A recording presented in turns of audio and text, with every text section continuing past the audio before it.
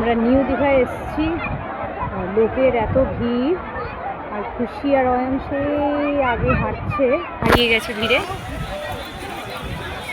মানে সকালে তো ওয়েদার খুবই বাজে ছিল, মনে হচ্ছিল রোদ উঠবেই না, কিন্তু দেখলাম পরে দিনের বেলা এই অবস্থা নিউ দীঘা বিচে। আজকে লোকে লোকারণ্য, এদিকে পুরো বাঁধ, আর এদিকে চারদিকে লোক চান করতে ব্যস্ত, সমুদ্রের হাওয়া খাচ্ছে, সাথে সাথে জলের আনন্দ নিচ্ছে। আগের মানে আমরা যখন লাস্ট নিউ দীঘা এসেছিলাম তখন বেশ কয়েক বছর আগে, তখন একদম ফাঁকা ফাঁকা পেয়েছিলাম। এবারের ভিড়টা দেখেছি, খুশি আর অয়ন হেঁটে যাচ্ছে, ওই আগে দেখা যাচ্ছে লোকে দৌড়চ্ছে, খুবই এক্সাইটেড যে কতক্ষণে নামবে।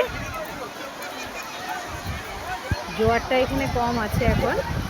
খুশি আর অয়ন ওই দেখা যাচ্ছে, সেই যে হাত দেখাচ্ছে মামা, এই দেখাচ্ছে ওদের, এতক্ষণে ভিডিওতে দেখা পেলাম। প্রচুর ভিড়, প্রচুর ভিড়,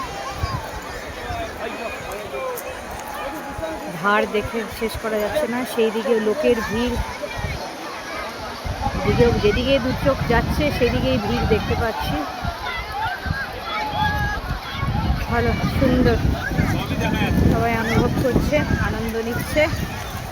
চলো, পা ভেজাবে, পা ভেজালে ভেজা পাপা, চল পা ভেজা, চলো এখানেই রাখছি।